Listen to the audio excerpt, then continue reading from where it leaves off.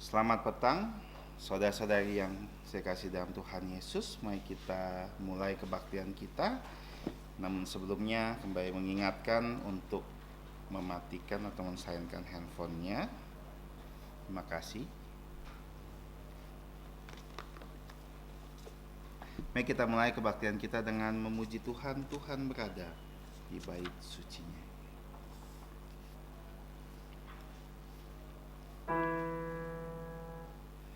Tuhan berada di bait sucinya, semua orang di hadapan Tuhan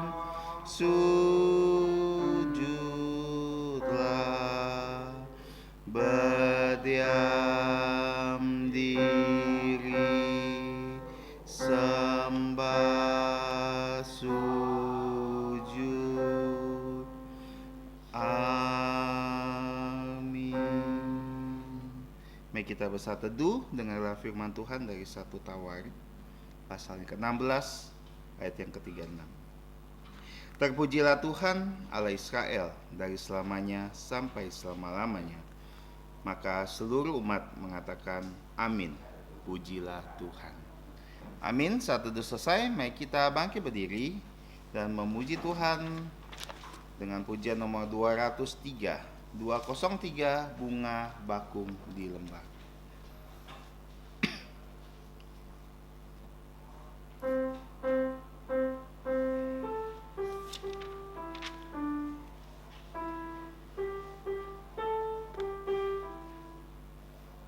Tuhan Yesus sahabatku, tiada bandingnya. Hanya Dialah terindah untukku. Ia bagaikan bunga bakung, selalu ku rindu. Ku dijadikan suci tak bercela, penghibur dalam duka, dan Dia penolongku. Segala ku hatiku serahkan padanya. Tuhan Yesus sahabatku, bagai bintang fajar. Tuhanlah pengasihku yang terindah. Tuhan Yesus yang menanggung segala dukaku. Dalam pencobaan Ia menguatkanku. Akan ku tinggalkan semua dan cinta padanya. Dengan setiaku hidup untuknya. Bila kelak ku jumpa wajahnya yang mulia, pasti jantungku bersuka citalah. Tuhan Yesus sahabatku, bagai bintang fajar.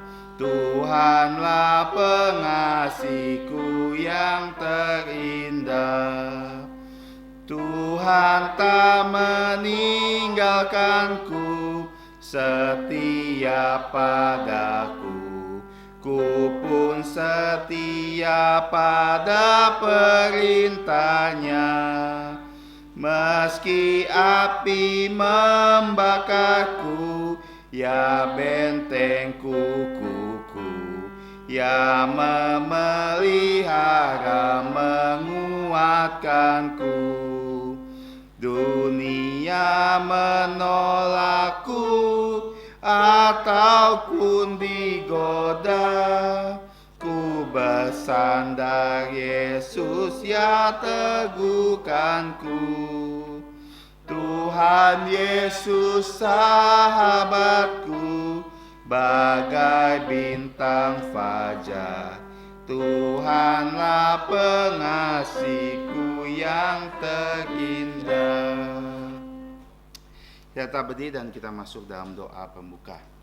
Mari kita berdoa. Tuhan Bapa kami yang ada di atas kerajaan surga, Bapa dari Tuhan dan Juru Selamat kami, Tuhan kami Yesus Kristus.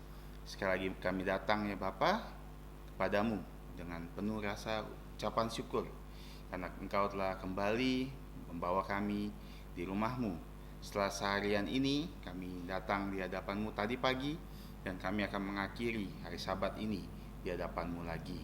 Kami memohon Kau menyertai kebaktian ini, bahkan di kebaktian di dua gereja lainnya. Kiranya Engkau yang memberkati semuanya, Engkau berkati kami semua yang melayani Engkau, berikan kami ketulusan untuk bisa menyembah Engkau di dalam roh dan kebenaran.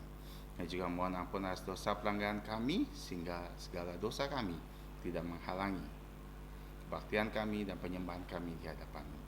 Kami berdoa dan bersyukur di dalam nama Tuhan kami Yesus Kristus yang telah mengajarkan kami semua doa Bapa kami yang berbunyi, Bapa kami yang di surga, dikuduskanlah nama-Mu, datanglah kerajaan-Mu, jadilah kehendak-Mu di bumi seperti di surga. Berikanlah kami pada hari ini makanan harian kami, dan ampunilah kami akan kesalahan kami, seperti kami juga mengampuni orang bersalah kepada kami. Dan janganlah bawa kami ke dalam pencobaan, tapi lepaskanlah kami dari yang jahat. Karena Engkaulah yang punya kerajaan dan kuasa dan kemuliaan sampai selamanya. Amin. Gloria Patria. Hormati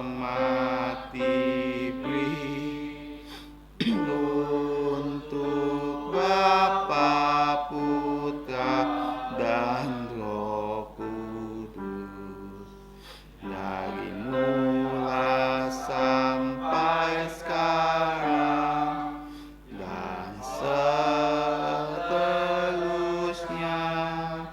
Amin.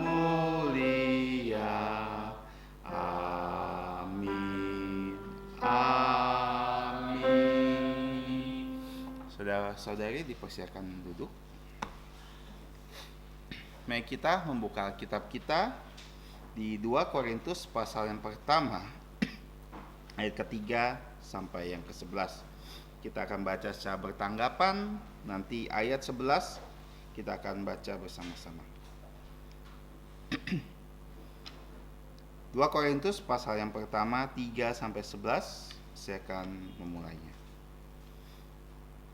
Terpujilah Allah, Bapa Tuhan kita Yesus Kristus, Bapa yang penuh belas kasihan dan Allah sumber penghiburan, yang menghibur kami dalam segala penderitaan kami, sehingga kami sanggup menghibur mereka yang berada dalam bermacam-macam penderitaan dengan penghiburan yang kami terima sendiri dari Allah. Sebab seperti kami mendapat bagian berlimpah-limpah dalam kesengsaraan Kristus, demikian pula oleh Kristus kami menerima penghiburan berlimpah-limpah. Jika kami menderita, hal itu menjadi penghiburan dan keselamatan kamu. Jika kami dihibur, maka hal itu adalah untuk penghiburan kamu, sehingga kamu beroleh kekuatan untuk dengan sabar menderita kesengsaraan yang seperti kami derita juga. Dan pengharapan kami akan kamu adalah teguh, karena kami tahu bahwa seperti kamu turut mengambil bagian dalam kesengsaraan kami, kamu juga turut mengambil bagian dalam penghiburan kami. Sebab kami mau saudara-saudara supaya kamu tahu akan penderitaan yang kami alami di Asia Kecil. Beban yang ditangguhkan atas kami adalah begitu besar dan begitu berat, sehingga kami telah putus asa juga akan hidup kami. Bahkan kami merasa seolah-olah kami telah dijatuhi hukuman mati. Tetapi hal itu terjadi supaya kami jangan menaruh kepercayaan pada diri kami sendiri, tapi hanya kepada Allah yang membangkitkan orang-orang mati. Dari kematian yang begitu ngeri, Ia telah dan akan menyelamatkan kami. Kepadanya kami menaruh pengharapan kami bahwa Ia akan menyelamatkan kami lagi sama-sama, karena kamu juga turut membantu mendoakan kami, supaya banyak orang mengucap syukur atas karunia yang kami peroleh banyaknya doa mereka untuk kami. Kita bersyukur atas pembacaan firman Tuhan. Kiranya Tuhan memberkati kita semua oleh firman-Nya. Sebagai respon, mari kita memuji Tuhan lagi. 165. Sudahkah kau disucikan darahnya? 165.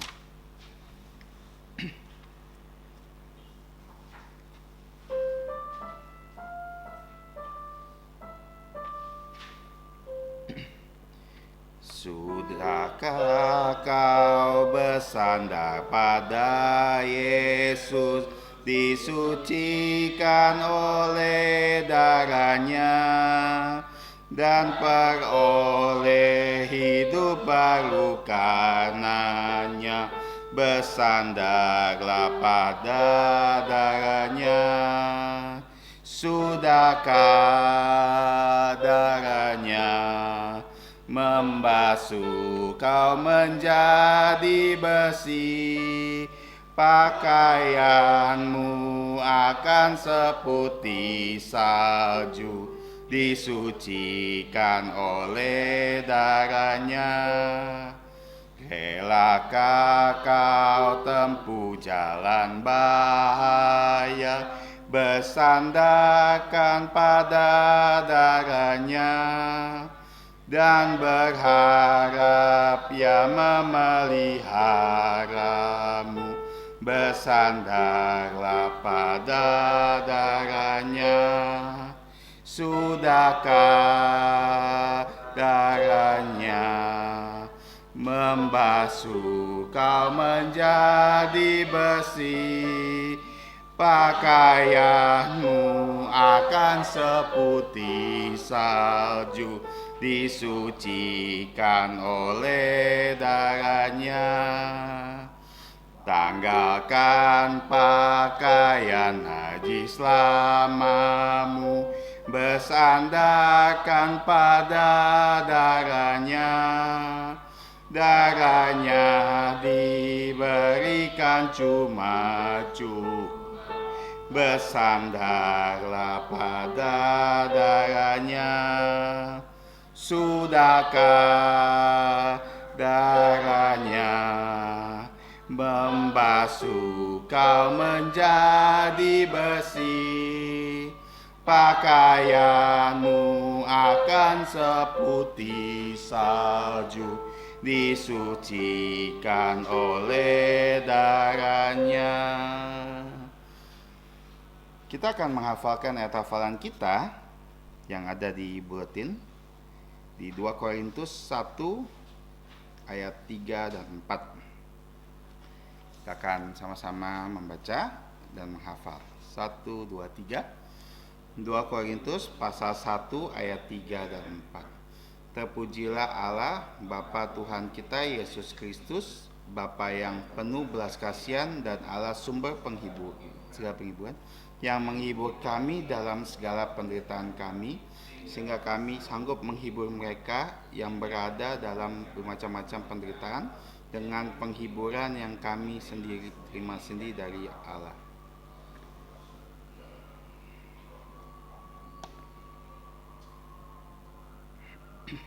Sekali lagi, 1, 2, 3. 2 Korintus pasal yang pertama ayat 3 dan 4. Terpujilah Allah Bapa Tuhan kita Yesus Kristus, Bapa yang penuh belas kasihan dan Allah sumber penghiburan, yang menghibur kami dalam segala penderitaan kami, sehingga kami sanggup menghibur mereka yang berada dalam bermacam-macam penderitaan dengan penghiburan yang kami terima sendiri dari Allah. Ini ayat yang cukup panjang, semoga kita bisa menghafalkannya di rumah. Sekali lagi, terakhir kali kita akan baca 1, 2, 3. 2 Korintus pasal 1 ayat 3 dan 4. Terpujilah Allah Bapa Tuhan kita Yesus Kristus, Bapa yang penuh belas kasihan dan Allah sumber segala penghiburan, yang menghibur kami dalam segala penderitaan kami, sehingga kami sanggup menghibur mereka yang berada dalam bermacam-macam penderitaan dengan penghiburan yang kami dari Allah.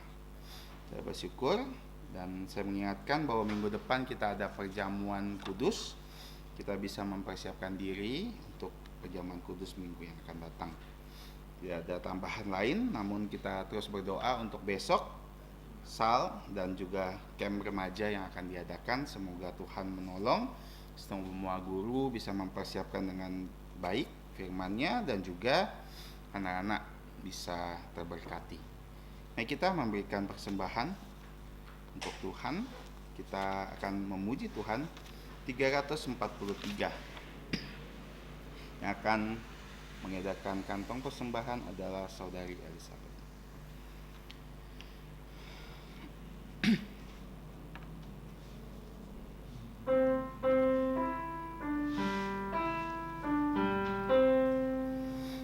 Pernah kau berharap iman dikuatkan dan peroleh damai sejahtera? Jiwamu tak tenang, tak dapat berkatnya, sampai kau sembahkan dirimu.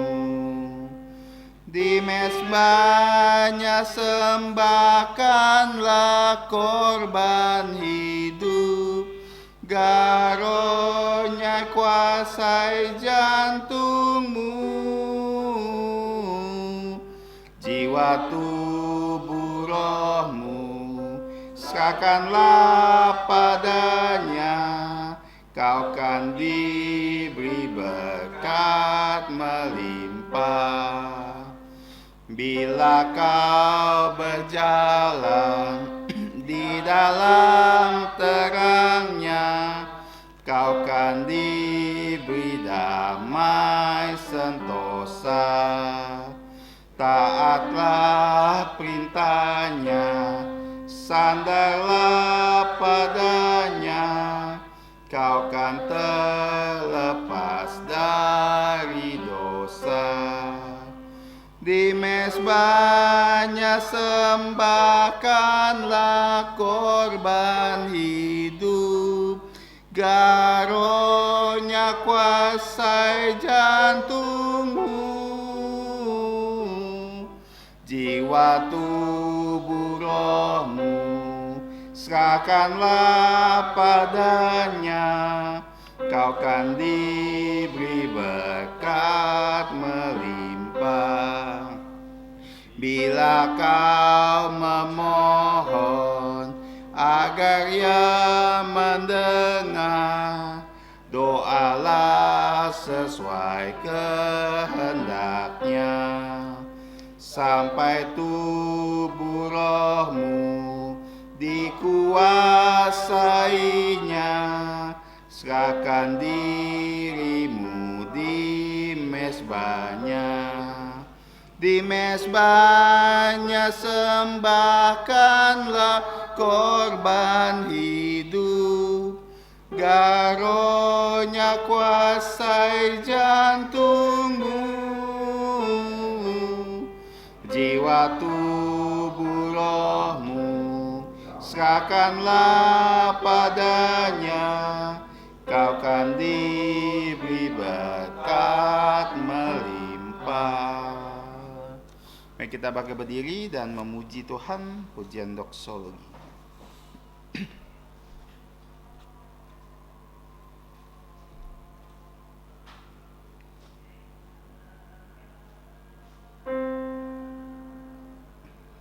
Puji Allah sumber berkat, puji Dia semua ciptaannya, puji Dia para malaikat, Bapa, Putra dan Roh Kudus. Amin. Sekali lagi mari kita berdoa. Bapa Surgawi, kami sekali lagi bersyukur kami bisa datang di hadapan-Mu menjelang malam ini. Kami bersyukur juga kami telah diberikan kesempatan untuk membawa persembahan dan perpuluhan kami di hadapan-Mu. Kami mohon ya Bapa, Engkau menerimanya. Kau juga berkenan mempergunakannya untuk memperluas kerajaan-Mu, terutama ya di gereja-Mu tempat ini. Kami mohon juga Engkau memberikan hikmat kepada setiap pengurus gereja, sehingga bisa mengelola dan mempergunakan uang Engkau dengan sebaik-baiknya, sehingga nama-Mu dipermuliakan. Kami juga mohon berkat dari Engkau untuk setiap kami yang telah memberikan persembahan ini dengan rela dan sukacita. Kami berdoa dan bersyukur dan mohon ampun atas dosa pelanggaran kami hanya di dalam nama Tuhan kami Yesus Kristus. Amin. Silakan duduk saudara-saudari. Tiba saatnya kita akan mendengarkan firman Tuhan yang akan dibawakan oleh Gembala Sidang Pendeta Peter Yoksan dengan tema Paulus bersyukur karena berkat dan pemeliharaan Tuhan kepada hambanya. Dipersilakan. Saudara-saudari di dalam Tuhan Yesus Kristus yang saya kasihi, selamat malam.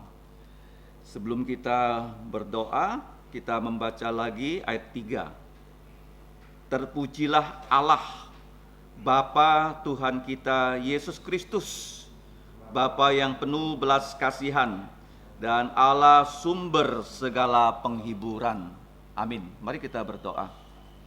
Bapa kami di surga, Bapa dari Tuhan dan Juru Selamat kami Yesus Kristus, yang sudah menciptakan kami, bahkan sudah menyelamatkan kami, sehingga kami diadopsi menjadi anak-anak-Mu yang ditempatkan di dunia ini untuk menjadi pelayan-pelayan murid Yesus yang melaksanakan tugas-tugas dari Tuhan Yesus. Sekarang kami mempunyai tugas yang sangat penting, yaitu mendengarkan firman-Mu seperti Maria yang sudah dengan tekun, dengan tenang, dengan teliti duduk di bawah kaki Yesus mendengarkan kata-kata Tuhan Yesus. Kiranya Roh-Mu yang kudus menolong kami untuk memahami firman-Mu dan mengaplikasikannya, bahkan mengabarkan firman-Mu, sehingga nama-Mu, nama Tuhan Yesus dan Roh Kudus dapat dimuliakan. Dengarkan doa kami, ampunilah dosa kami dalam nama Tuhan Yesus. Amin. Nah, surat 2 Korintus sebenarnya adalah surat yang ketiga yang ditulis oleh Rasul Paulus ya. Jadi dia menulis surat bukan hanya 2 surat kepada gereja Korintus. Nah, surat yang kedua yang ditulis kalau kita melihat ya di dalam pasal yang kedua itu dikirim oleh Titus. Tetapi surat itu tidak dimasukkan ke dalam kanon, dikenal dengan surat yang hilang. Dari surat yang hilang ini, ketika surat pertama ditulis, disusul surat kedua, surat yang hilang ini membuat gereja Korintus itu sangat sedih. Kemungkinan dalam surat kedua itu Paulus itu sangat keras menegur gereja Korintus, ya, khususnya orang-orang yang tidak mau bertobat. Nah, kemudian dia menyusul surat yang ketiga yang sudah kita pelajari minggu yang lalu. Dia memperkenalkan diri dari Paulus. Ingat ya, nama Paulus itu nama dia dalam mengabarkan Injil loh. Bukan nama yang bapak mamanya kasih ke dia. Mama bapaknya kasih dia Saulus ya. Tapi dari perjalanan misi nama dia menjadi Paulus yang artinya si kecil. Ayat 1 dikatakan oleh kehendak Allah telah menjadi rasul, lihat ya, Kristus Yesus. Rasul itu tidak ada rasul yang lain, hanya rasul yang diangkat oleh Tuhan Yesus Kristus. Ada 12 orang, satu berkhianat diganti oleh Paulus. Tujuan mereka hanya ada 2, yaitu dipakai mendirikan gereja-gereja perjanjian baru mulai dari Yerusalem, Yudea, Samaria sampai ujung bumi. Dan yang kedua menulis perjanjian baru. Itu tugas dari rasul. Dan bahkan dia waktu menulis surat, dia memasukkan nama dari rekan pekerjanya yang disebut Timotius ya. Hormat Allah. Timotius bukan penulis surat, tapi namanya dimasukkan karena Paulus dia melayani selalu sebagai tim. Dia tidak pernah melayani sebagai single fighter. Nah, kalau kita lihat dia menulis kepada gereja Allah, gereja milik Allah.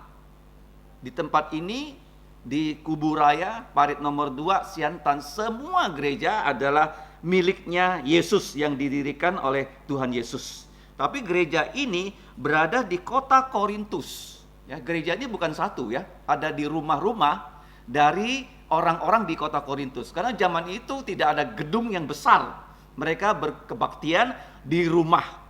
Nah, kemudian dikatakan dengan semua orang kudus yang ada di wilayah ya Akhaya, itu lebih besar lagi wilayahnya. Jadi ada banyak gereja, bukan hanya di kota Korintus dan juga di daerah Akhaya. Nah, kemudian dia menyampaikan salam, anugerah dan damai dari Allah Bapa kita dan dari Tuhan Yesus Kristus menyertai kamu, yang sudah dipelajari minggu yang lalu.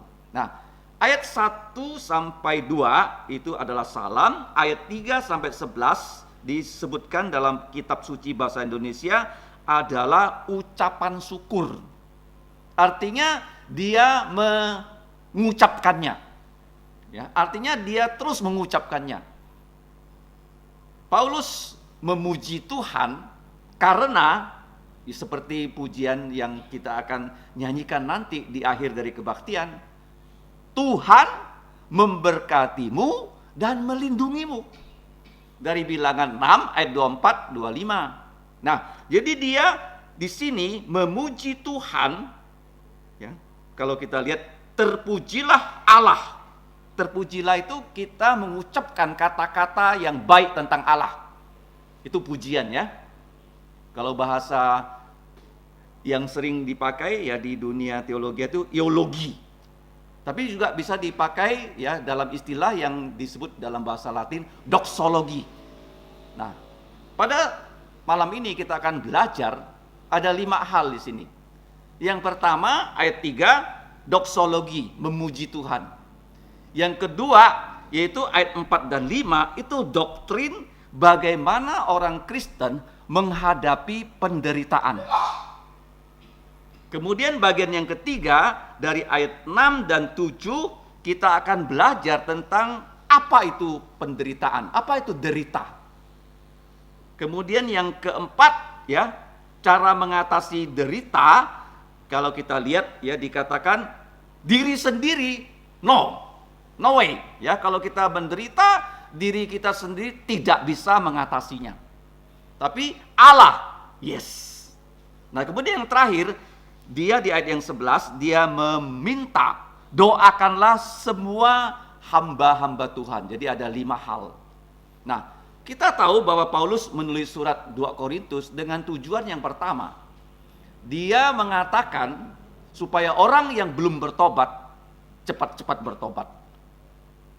Itu yang pertama ya. Yang kedua, dia juga mengatakan walaupun ada masalah berat di kota Korintus, dia tidak bisa datang untuk datang menyelesaikan masalah itu. Tapi dia mengirim baik Titus, Timotius ke sana. Dia sendiri melayani di daerah Asia. Nah, kota Korintus pernah dia layani kalau kita baca di Kisah Rasul 18. Selama 1,5 tahun. Sangat lama. Dan di kota Korintus dia berjumpa dengan rekan pelayanan yang bersedia ya, menyerahkan nyawa untuk Paulus loh. Aquila dan Priscilla berani menaruhkan kepalanya untuk Paulus. Kamu bayangkan ya, punya rekan kerja seperti itu. Kemudian dia mengatakan saya nggak bisa datang, tapi saya punya rencana trip untuk datang ke kota Korintus. Nah, kemudian dia mengatakan dia sendiri kalau datang dia adalah rasul. Memang dia ya ke kota Filipi saja waktu dia menulis surat dia tidak menyebut dirinya rasul. Nah, kenapa? Karena di kota Korintus banyak sekali orang mengaku dirinya rasul. Mengatakan Paulus tampangnya tuh nggak meyakinkan, bagaimana dia bisa jadi rasul. Jadi banyak rasul-rasul KW yang mengaku rasul super. Kalau Paulus dia mengatakan dia bukan rasul. Paulus mengatakan saya rasul. Kemudian dia menulis surat ya, kalau kita baca di bagian terakhir, dia ingin persembahan yang sudah dikumpulkan di gereja Korintus akan diserahkan ke gereja di Yerusalem. Karena dia sudah janji dengan pemimpin gereja Yerusalem bahwa dia akan kumpulkan persembahan dan dia serahkan ke Yerusalem. Nah, kita lihat yang pertama. Mengapa penderitaan bisa diatasi dengan memuji Tuhan? Doksologi. Ya, terpujilah Allah di sini ya. Allah di sini Tritunggal, Bapa ya dari Tuhan kita Yesus Kristus. Jadi frasa ini Allah Bapa dari Tuhan kita Yesus Kristus itu diulang oleh Paulus di kitab 1 Efesus pasal 1 ayat 3. Sama-sama ayat 3. 2 Korintus 3, Efesus 1 ayat 3. Kemudian juga pasal 1 ayat 3 dari surat 1 Petrus. Nah, tapi kalau kita lihat di surat 1 Petrus, ya, di situ dipuji Allah karena apa? Hidup kekal yang akan Dia berikan pada kita. Jadi kita bisa memuji Tuhan karena janjinya di masa depan, ya, akan memberikan kita tubuh yang mulia. Itu 1 Petrus 1 ayat 3. Nah, sedangkan di dalam Efesus 1 ayat 3 dia memuji Tuhan, ya, Bapa dari Tuhan Yesus Kristus adalah karena di masa lalu Allah sudah memilih kita, di masa lalu Yesus sudah mati untuk dosa kita, dan juga ya masa lalu, masa kini, dan selamanya Roh Kudus itu memeteraikan kita dan memelihara kita. Jadi dia memuji Bapa dari Tuhan kita Yesus Kristus. Siapa di sini Bapa? Bapa yang penuh dengan belas kasihan. Kalau kamu baca sifat Allah dalam kitab Keluaran pasal 34 ya, ayat 5, 6 dan 7, Allah itu penuh dengan belas kasihan. Artinya begini, Dia melihat kita manusia, kita sangat patut dikasihani. Ya, tidak ada manusia ya di mata Allah yang tidak Dia belas kasihani. Memang banyak manusia merasa dirinya sudah mampu dan hebat, tetapi di mata Allah Dia melihat kita kalau tidak ditolongnya pasti masuk ke dalam danau api. Jadi Dia penuh dengan belas kasihan. Kalau Dia penuh dengan belas kasihan, di dalam Keluaran 3:4 pasti Dia memberikan hadiah. Misalnya kita melihat orang yang lapar, kita merasa kasihan, pasti kita akan memberikan dia sesuatu supaya dia tidak lagi lapar. Tuhan juga begitu, karena Dia kasihan sama kita, maka Dia memberikan Tuhan Yesus untuk kita loh. Karena begitu besar belas kasihan Allah akan dunia ini, sehingga Dia memberikan putra tunggalnya Yesus Kristus. Nah, sekarang kalau kita lihat, karena di gereja Korintus banyak masalah, banyak kesedihan karena ditegur dengan keras oleh Rasul Paulus dengan suratnya yang kedua, maka di sini dia mengatakan Allah Bapa Tuhan kita Yesus Kristus adalah sumber segala penghiburan.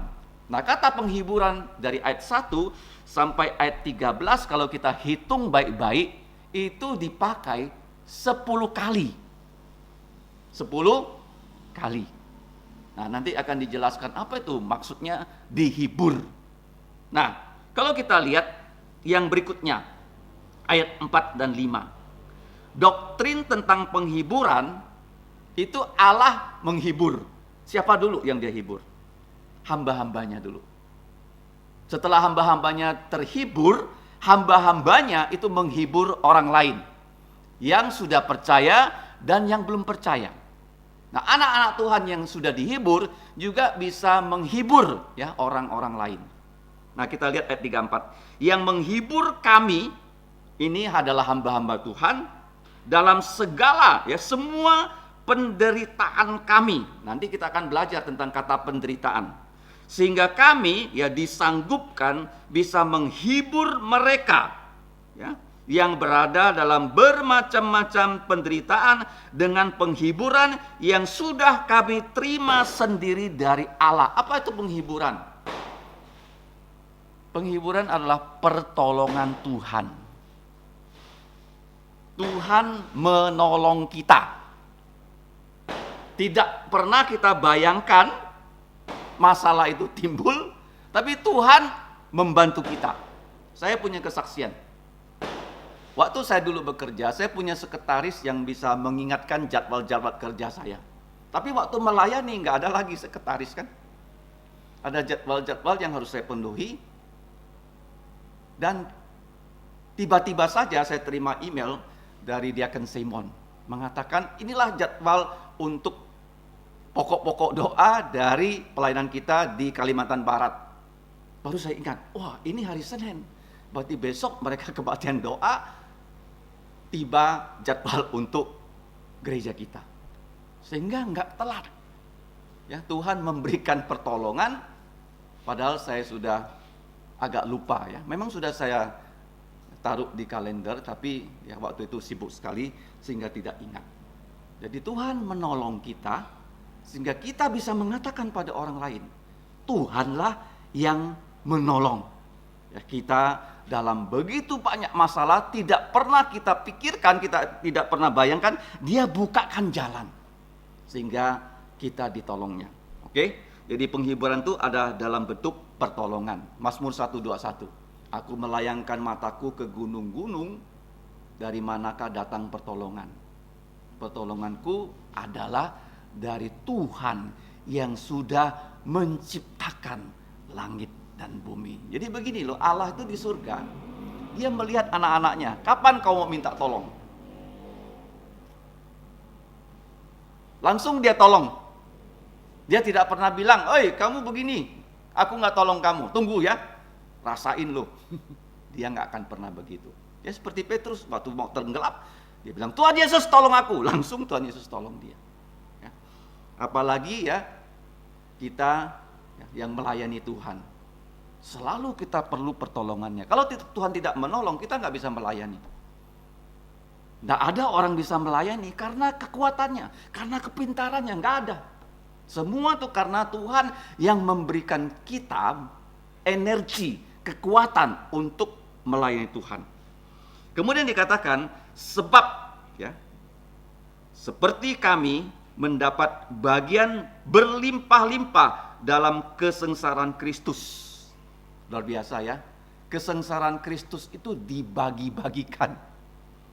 Ya, nggak ada orang bagi-bagi biasanya kesengsaraan. Yang dibagi-bagi itu apa? Sembako, ya kan? Kok ini kesengsaraan dibagi-bagi ya? Nah, karena dikatakan barang siapa mau mengikut aku, mengikut Yesus, dia harus menyangkal diri dan memikul salib setiap hari mengikut Yesus. Nah, waktu Yesus ya mengatakan memikul salib, Yesus belum disalib loh. Murid-muridnya nggak ngerti bahwa Yesus itu akan disalib. Mereka nggak ngerti sama sekali. Memang Roma sudah menyalibkan ribuan orang Yahudi di kota Yerusalem. Tapi mereka nggak ngerti bagaimana tentang salib Yesus. Kita kalau sekarang membaca Alkitab, kita sudah ngerti ya bagaimana Yesus disalib. Waktu dia disalib, apa kata-kata yang dia ucapkan. Waktu itu murid-muridnya nggak ngerti. Mereka mengatakan Yesus itu harus jadi raja yang menyelamatkan mereka. Itu pikiran mereka semua.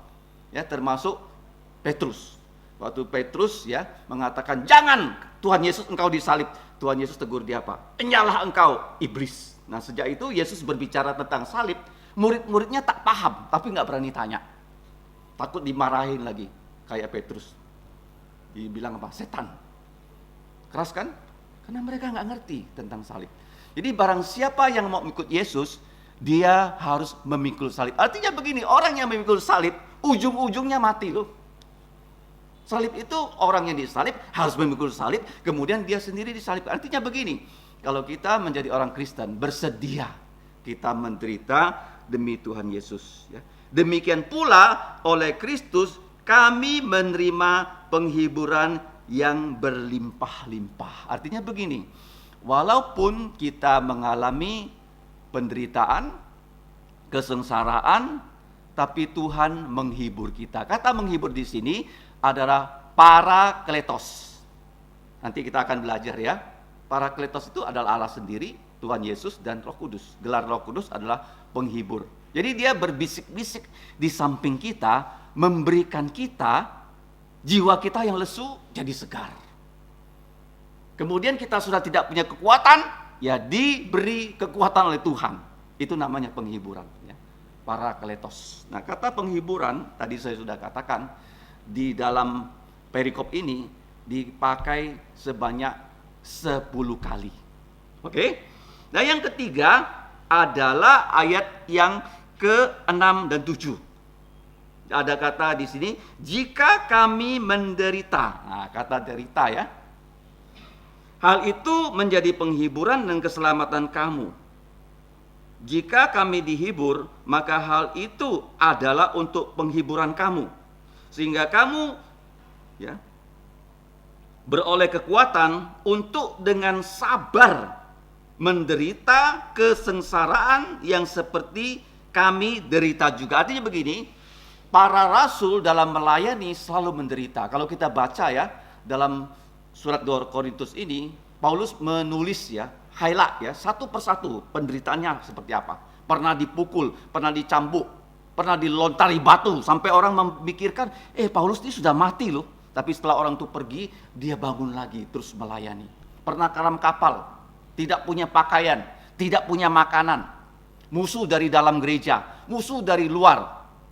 Jadi begitu banyak ya pergumulan Paulus, dia sebutkan dalam surat 2 Korintus. Dia mengatakan, derita yang kami terima, itu kami terima karena Tuhan pasti buka jalan. Jadi begini ya, hidup ini kamu jangan fokus kepada problem yang kamu alami. Kalau kita terus fokus pada problem, kita akan menjadi kecewa, kita akan menjadi tidak punya semangat lagi. Paulus tidak kurang penderitaannya kalau kita lihat ya. Dia diberi penyakit. Coba kita lihat ya, dalam pasal 4. Pasal 12 ya, di 2 Korintus. Penderitaannya luar biasa, tapi di sini dia highlight satu.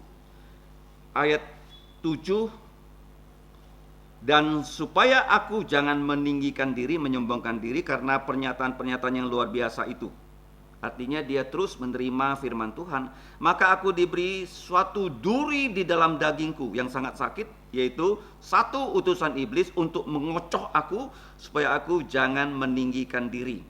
Tentang hal itu aku sudah 3 kali berseru kepada Tuhan supaya utusan iblis itu mundur dariku, tetapi jawab Tuhan Yesus kepadanya, cukuplah kasih karuniaku untuk kamu, sebab justru dalam kelemahanlah kuasaku menjadi sempurna. Sebab itu terlebih suka aku mau berbegah atas kelemahanku, supaya kuasa Kristus turun menaungi aku. Karena itu aku senang dan rela di dalam kelemahan, di dalam siksaan, di dalam kesukaran, di dalam penganiayaan, di dalam kesesakan oleh karena Kristus. Sebab jika aku lemah, maka aku kuat. Jadi kata derita di dalam Alkitab ada 10 kosakata. Berapa kosakata? 10 loh. Coba kamu lihat di situ. Ya, ayat yang 10. Lemah, siksa, sukar, dianiaya, sesak.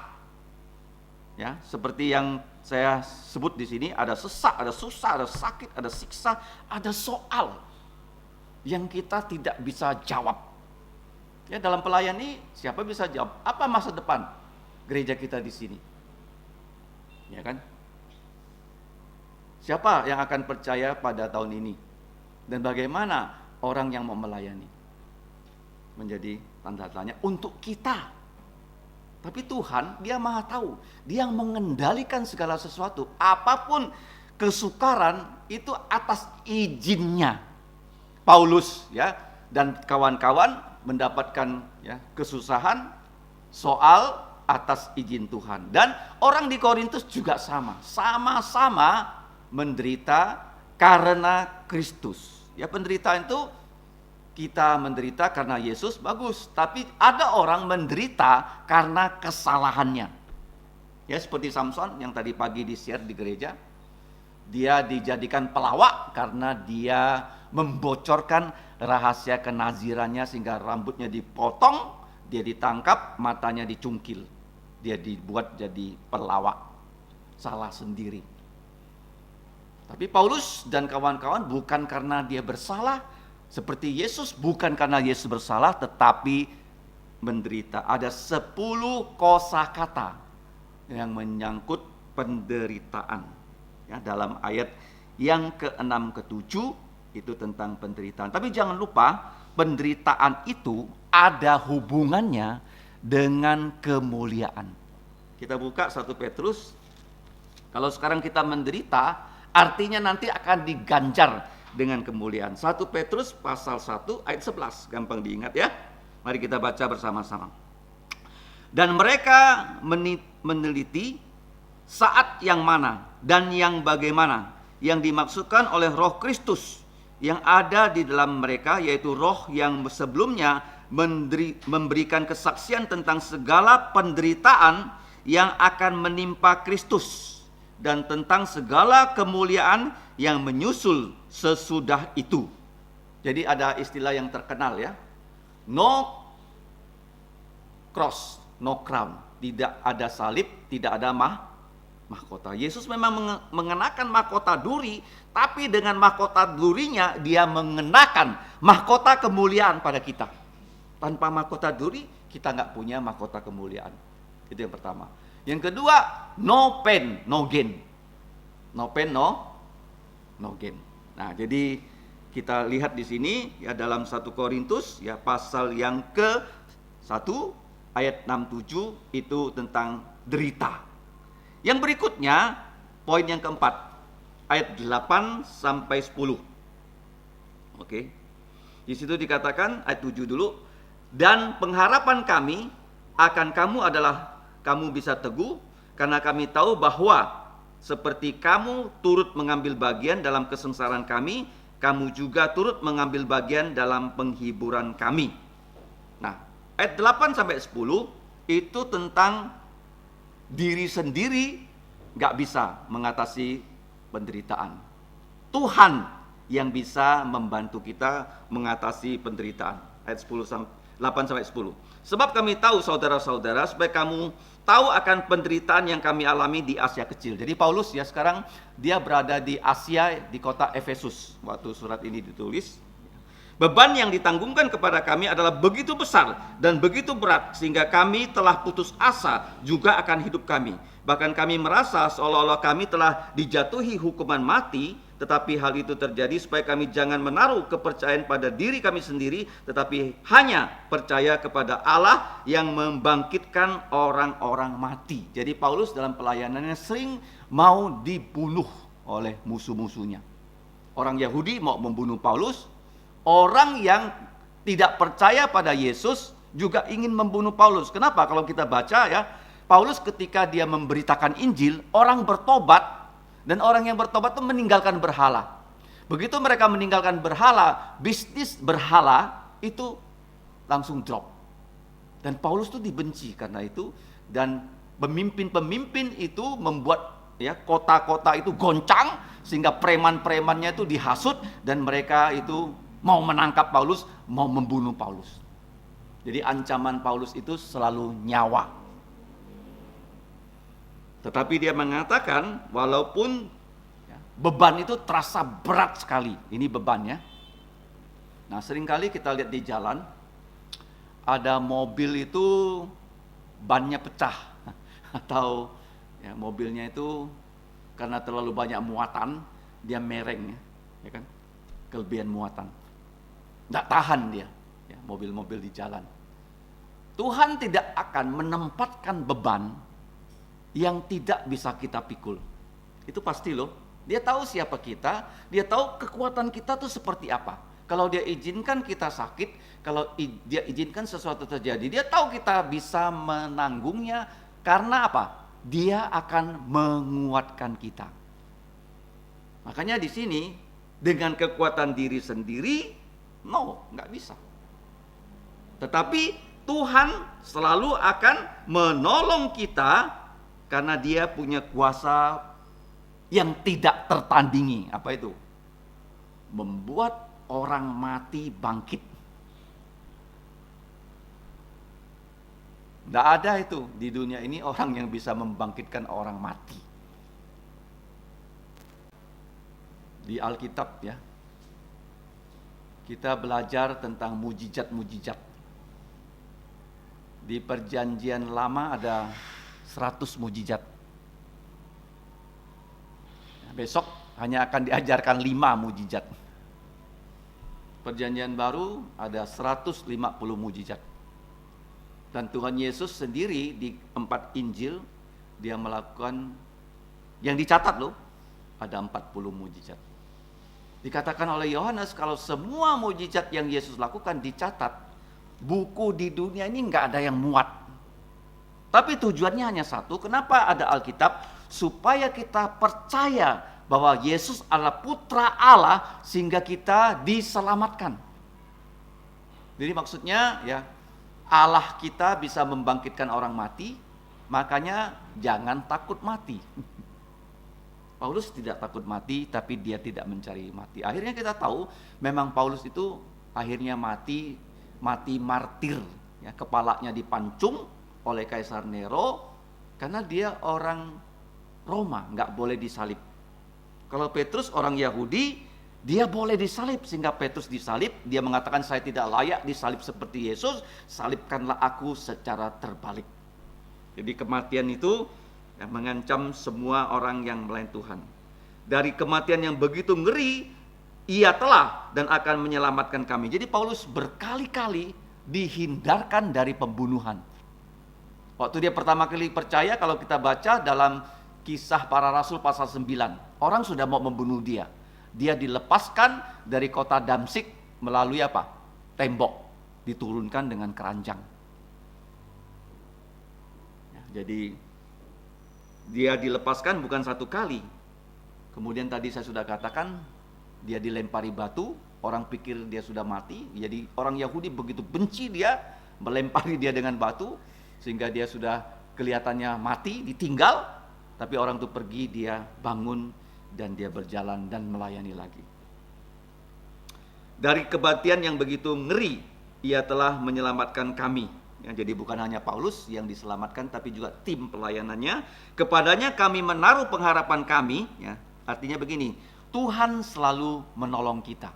Ya, dalam definisi kasih, masih ingat ya, 4 yang terakhir. Yang pertama, ya selalu ya kita kalau punya kasih, itu kita harus selalu sukses ya melakukan semua tugas Yesus. Sanggup menanggung segala tugas. Kemudian kenapa bisa sanggup? Karena kita selalu bersandarkan firman Tuhan. Kuncinya begitu loh. Kalau kamu diberi tugas, kamu tidak bersandarkan firman Tuhan, kamu tidak bisa melaksanakan tugas dari Tuhan. Pasti nggak bisa. Jadi pelayan Tuhan tuh harus selalu bagaimana? Menyatu dengan firman Tuhan. Kemudian yang ketiga, selalu menunggu pertolongan Tuhan. Ya, ada 4 bagian terakhir dari kasih. Selalu menunggu Tuhan pasti membantu. Ya, seperti kita sekarang sedang membangun sekolah Kristen Kalvari. Ya, berapa tahun kita tunggu? Ya, pernah terjadi krisis karena pihak Pandan ingin menjual lahan yang di belakang. Kalau dijual ya pasti nggak ada sekolah dan tidak akan ada sekolah Alkitab. Tetapi Tuhan punya maksud yang sudah Dia rencanakan sebelum kita bahkan lahir di dunia ini, rencananya sudah ada. Kenapa saya bertahan itu, pernah waktu kami keliling lahan itu sebelum dibeli, Dr. To itu membisikkan saya. Memang dia bilang lahan ini besar sekali. Ingat, jangan kamu jual. Jadi saya pikir ini pesan dari pendiri gereja Pandan. Jadi siapapun di situ yang ingin menjual, ya kita yakinkan jangan. Karena mereka tidak perlu uangnya kan. Bukan mereka perlu uang, begitu jual uangnya mau dipakai membangun gereja yang lain, nggak ada. Begitu dijual masuk ke dalam bank. Jadi ya, Tuhan sudah punya rencana dan Dia pasti menolong. Sekarang juga kita terus ya berdoa Tuhan menolong supaya TK, SD banyak murid dan juga banyak yang percaya Yesus.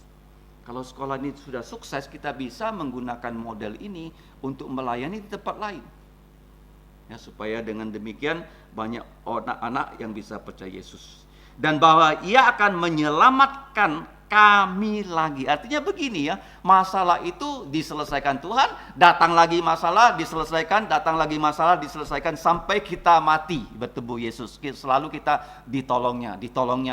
Bukan hanya hari ini, besok sampai orang yang terakhir percaya Yesus, waktu Yesus datang kedua kali, selalu ditolong Tuhan Yesus. Makanya nama dari Allah adalah apa? Penolong kita yang tidak pernah ngantuk dan tidak pernah tidur. Dia selalu menjaga kita. Makanya dikatakan Tuhan memberkatimu dan menjaga kamu. Di sini berkatnya apa? Kita orang Kristen bisa menderita demi nama Yesus. Kesaksian dari Dr. John Sung. Penderitaan itu satu misteri. John Sung, dia melayani Tuhan selama 15 tahun. Dibagi menjadi 3 kali 5, 15 tahun. Tetapi kalau kita baca di akhir hidupnya, dia pernah sakit, dioperasi, operasinya tidak tuntas. Jadi tahun-tahun terakhir dari hidupnya, dia terbaring di rumah sakit dan di dalam tubuhnya ada lubang sebesar tangan. Dia nggak pernah disembuhkan Tuhan sampai dia mati. Kok bisa ya hamba Tuhan yang dipakai melayani Tuhan? Bukan karena dia salah, tapi menderita seperti itu sampai dia mati. Kenapa Tuhan hentikan pelayanan John Sung? Karena dia sudah selesai melayani 15 tahun. Ya, di Tiongkok, Asia Tenggara, begitu banyak orang Tionghoa yang bertobat karena khotbahnya Dr. John Sung. Termasuk Dr. To dan abangnya, Pendeta Timothy To. Umur 15 mendengarkan John Sung berkhotbah, percaya Yesus. Dr. To umur 9 percaya Yesus. Di Indonesia begitu banyak. Di Tiongkok juga banyak orang percaya Yesus karena John Sung. Begitu John Sung mati, komunis Mao Zedong menguasai Tiongkok, pintu di Tiongkok tutup. Semua misi-misi dari barat diusir pulang. Orang pikir habis gereja di Tiongkok. Tutup pintu. Karena tidak boleh orang asing melayani. Tetapi mereka punya Alkitab. John Sung itu apa kelebihannya? Dia selalu membaca Alkitab. Dia membaca Alkitab di rumah sakit jiwa 40 kali. Berapa kali? 40. Selama 193 hari.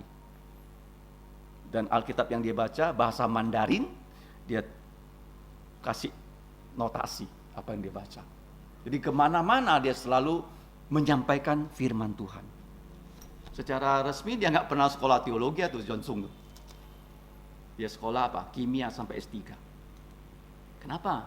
Hidupnya sebegitu tragis. Paulus juga begitu. Kalau kamu lihat waktu dia mati, dia bilang, saya di penjara. Tolong bawa buku-buku saya. Dia mau belajar terus. Tolong bawa kitab suci untuk saya baca. Tolong bawa juga apa? Mantel saya, karena saya kedinginan. Karena sebentar lagi dia akan dieksekusi. Ya, Yesus berakhir di salib, Paulus berakhir di penjara, dipenggal kepalanya. Tapi sebelumnya Tuhan selalu menolong dia supaya dia bisa terus melayani di begitu banyak gereja. Nah, kita berdoa ya, gereja kita bukan hanya 4. Karena Kalimantan Barat ada 13 kabupaten kota.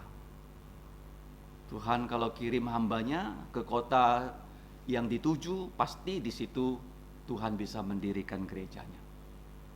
Tidak ada yang mustahil. Ya, di sini siapa mau menjadi hamba Tuhan?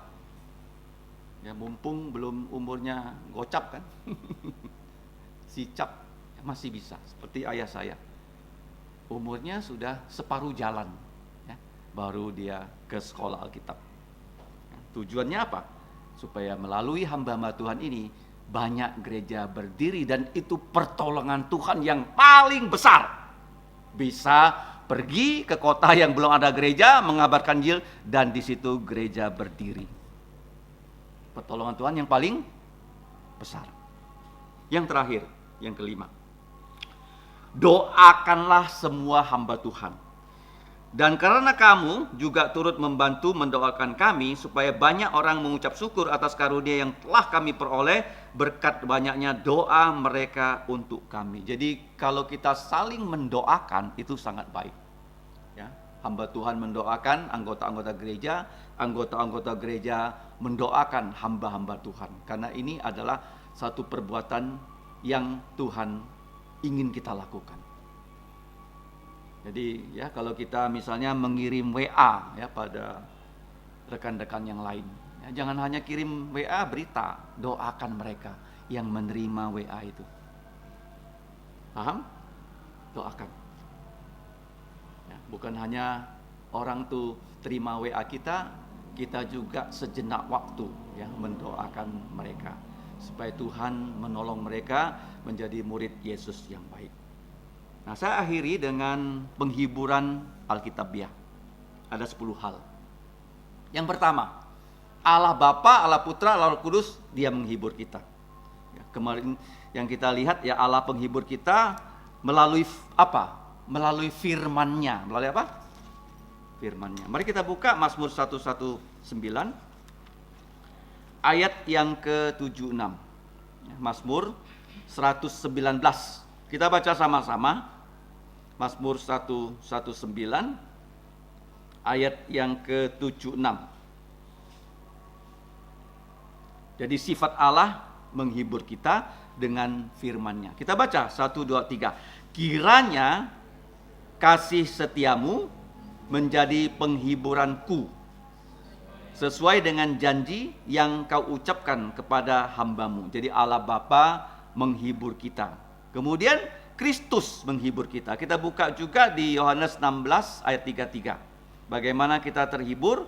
Karena Yesus Kristus ya berjanji Dia menjadi penghibur kita. Bukan hanya Roh Kudus ya. Murid-murid itu dihibur Yesus sebelum Roh Kudus itu diturunkan. Ayat 33. 3, 2, 1. Semuanya itu kukatakan kepadamu supaya kamu beroleh damai sejahtera dalam aku. Dalam dunia kamu menderita penganiayaan, tetapi kuatkanlah jantungmu. Aku telah mengalahkan dunia. Nah, kemudian kalau kita baca di Yohanes pasal 14 sampai pasal 16, Roh Kudus itu gelarnya adalah penghibur, ya, Parakletos, yang memberikan kita firman di samping kita.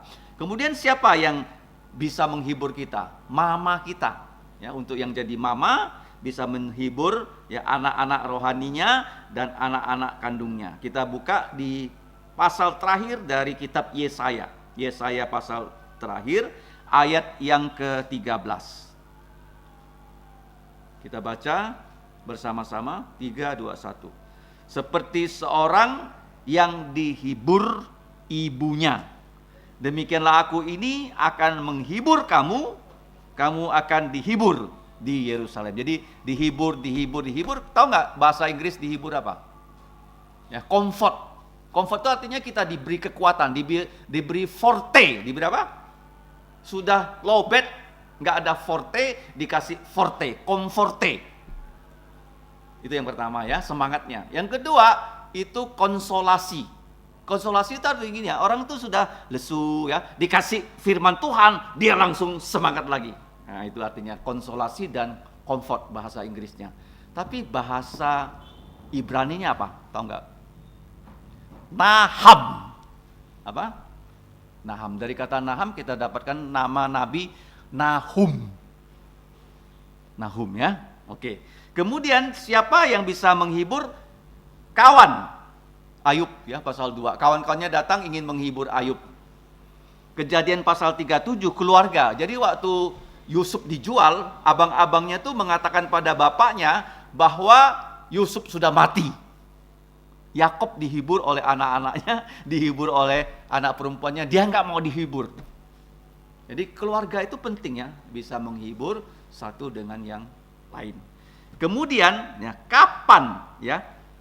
Sebelum kapan, siapa lagi yang menghibur dalam tadi ya 2 Korintus 1 sampai pasal 1 ayat 5 sampai 7 kita dapat saling menghibur. Jadi Paulus dan kawan-kawan menerima penghiburan, dia menghibur gereja Korintus dan gereja Korintus yang sudah dihibur bisa saling menghibur. Nah, kapan Tuhan menghibur anak-anaknya? Dalam Filipi 4 ayat 4 sampai 7. Saat kita khawatir. Mari kita buka Filipi 4 ayat 4 sampai ayat yang ke-7. Bersukacitalah senantiasa di dalam Tuhan. Sekali lagi kukatakan, bersukacitalah. Hendaklah kebaikan jantungmu diketahui semua orang. Tuhan sudah dekat. Janganlah hendaklah kamu khawatir tentang apapun juga, tetapi nyatakanlah dalam segala hal keinginanmu kepada Allah dalam doa dan permohonan dengan ucapan syukur. Ayat 7. Damai sejahtera Allah yang melampaui segala akal akan memelihara jantung dan pikiranmu dalam Kristus Yesus. Kemudian yang kedua, saat kita mengalami kesepian. Mazmur 73 ayat yang ke-23 dan 24. Mazmur 73 ayat 23 dan 24.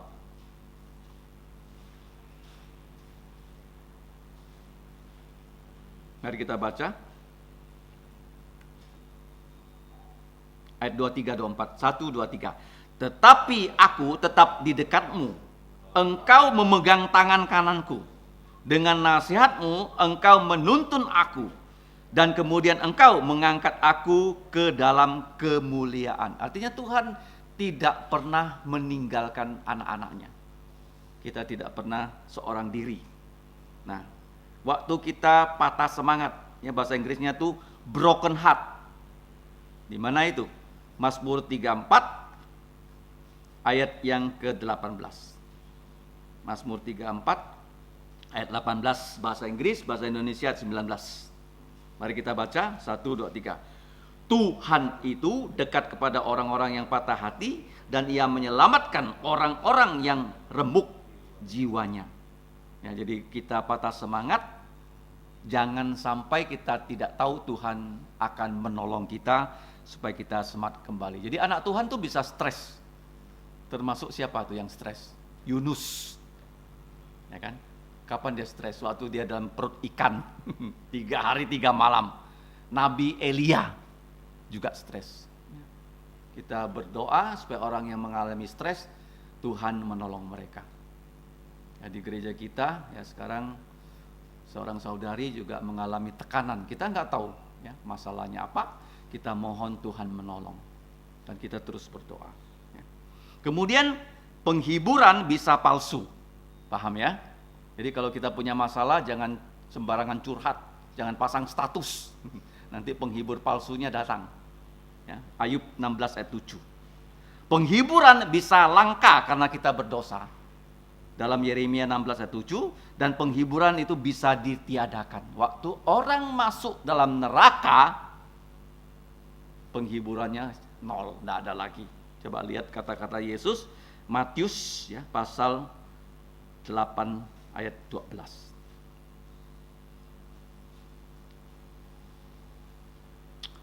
Kita baca 3:21. Sedangkan anak-anak kerajaan itu akan dicampakkan ke dalam kegelapan yang paling gelap. Di sana akan terdapat ratap dan kertak gigi.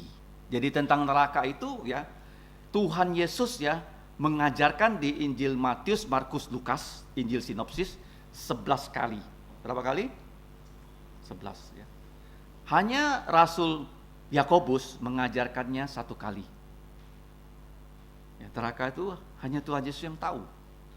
Neraka itu seperti apa? Apinya tidak pernah padam, ulatnya tidak pernah mati, kemudian tidak ada kawan. Nah, yang terakhir, apapun penderitaan kita pada dunia ini, satu saat akan tiada lagi. Akan jadi apa? Kenangan manis, apa? Penderitaan kok bisa jadi kenangan manis ya? Karena kita diberi beban. Bebannya pun apa? Beban manis. Sweet burden. Ya, seperti kita dikasih ya, pelayanan. Burden kan? Tapi sweet loh. Kita diberi keluarga. Burden. Tapi sweet. Sweet burden namanya ya. Bukan bitter burden. Bukan beban yang pahit. Tapi beban yang manis. Kita baca janji Tuhan yang terakhir di kitab Wahyu 21 ayat 3 dan 4 sama-sama. Lalu aku mendengar suara yang nyaring dari tahta itu berkata, lihatlah, kemah Allah ada di tengah-tengah manusia dan Ia akan diam bersama-sama dengan mereka. Mereka akan menjadi umatnya dan Ia akan menjadi Allah mereka. Dan Ia akan menghapus segala air mata dari mata mereka dan maut tidak akan ada lagi.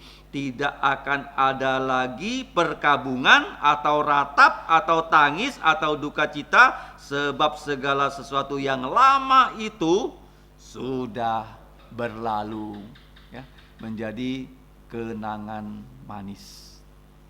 Bukan kenangan pahit ya, kalau kita menderita karena Yesus dan karena Injilnya. Jadi kita sudah belajar bagaimana mengatasi penderitaan dengan memuji Tuhan. Paulus waktu dia ditangkap, dipenjarakan di kota Filipi, dia memuji Tuhan bersama Silas dan Tuhan melepaskan mereka dari penjara. Makanya pujian itu datang dari orang yang menderita, yaitu Daud dikejar-kejar oleh Saul, separuh Mazmur ditulis oleh Roh Kudus melalui Daud, dan semua itu merupakan apa? Puji-pujian kepada Allah, dan dimix ya dengan penderitaan yang dialami oleh Daud. Itu yang pertama. Yang kedua, doktrin penghiburan. Hamba Tuhan dihibur dulu, ditolong, dan dia bisa menolong orang yang memerlukan pertolongan. Pertolongan yang paling besar apa? Kita percaya Yesus. Dengan kita percaya Yesus, kita bisa membawa orang yang belum percaya menjadi percaya Yesus. Itu penghiburan yang paling puncak. Doktrinnya itu. Yang ketiga, derita. Ya, tadi dikatakan ada berapa kosakata? 10. Kata penghiburan pasal 1 juga ada 10 kali kata hibur. Ya, parakletos bahasa Yunaninya, bahasa Ibraninya adalah naham atau saat. Kemudian berikutnya, kalau kita mengalami penderitaan jangan tanggung sendiri, nggak kuat. No way. Ya, diri sendiri tak kuat, hanya Allah yang bisa memberikan pertolongan. Ya, dia menolong kita bukan sekali, berkali-kali sampai kita mati. Kita diizinkan kuat dipenggal kepalanya sekalipun seperti Paulus. Petrus kuat disalibkan sekalipun. Polikarpus dibakar sekalipun kuat. Itu pertolongan Tuhan. Kalau bukan Tuhan menolong, gak mampu. Yang terakhir, doakanlah semua hamba Tuhan. Yang pasti hamba Tuhan mendoakan anggota-anggota gereja. Mari kita berdoa. Bapa kami di surga, Engkaulah penolong kami. Tuhan Yesus adalah penghibur kami, bahkan Tuhan Yesus yang sudah naik ke sorga. Melaluinya Engkau Bapa mengirim penghibur yang lain, yaitu Roh Kudus. Kami hanya bisa terhibur melalui firman-Mu, dan Engkau selalu menolong kami. Dan kami bersyukur, walaupun kami harus diizinkan Engkau mengalami banyak masalah seperti Rasul Paulus, tetapi Engkau selalu menolong kami sampai detik terakhir kehidupan kami. Tolonglah ya Bapa, kami semua di sini, Engkau tahu apa yang sedang kami hadapi dalam pergumulan hidup kami. Berikanlah kami jalan keluar, karena jalan keluar yang Engkau berikan seringkali di luar apa yang kami perkirakan. Ampunilah dosa kami, berkatilah semua anak-Mu. Dalam nama Yesus kami berdoa. Amin. Mari kita berdiri, pujian yang terakhir 152.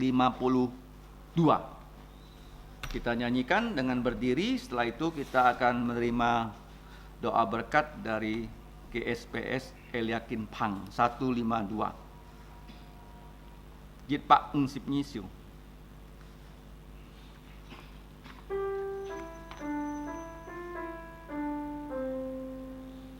Ada sebuah tempat tenang dekat pelukannya, tempat dosa tak terjangkau dekat pelukannya.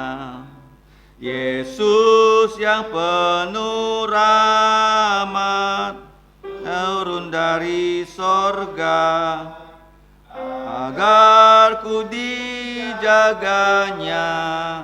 dekat pelukannya. Ada sebuah tempat hangat dekat pelukannya, tempat bertemu Allahku dekat pelukannya.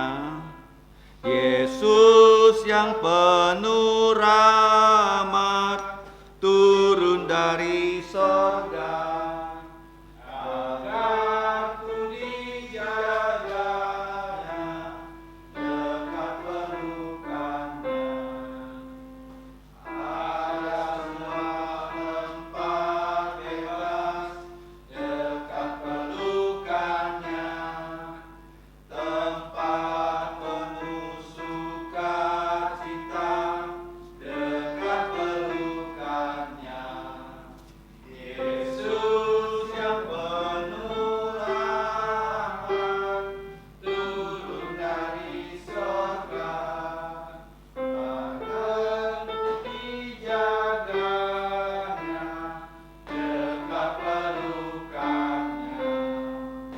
是甲云人占错，是甲梁书有圣经里面所应许祝福。但因我主耶穌基督恩惠、天父上帝慈愛、聖靈的感通與交通，常常地總體充滿同在，從今時一直到永永遠遠。阿門，阿門，頌。阿門，阿門，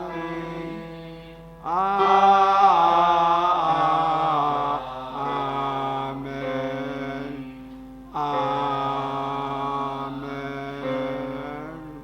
上朝滅道神飛人上帝祝福大家，是家在最後從你嘅人做師傅。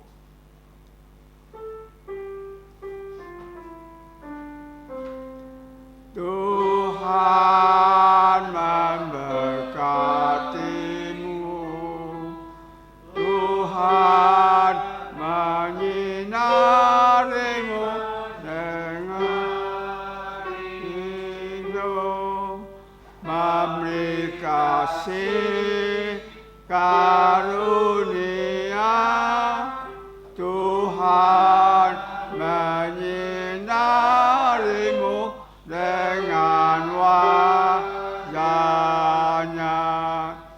memberi kasih karunia, damai sejahtera di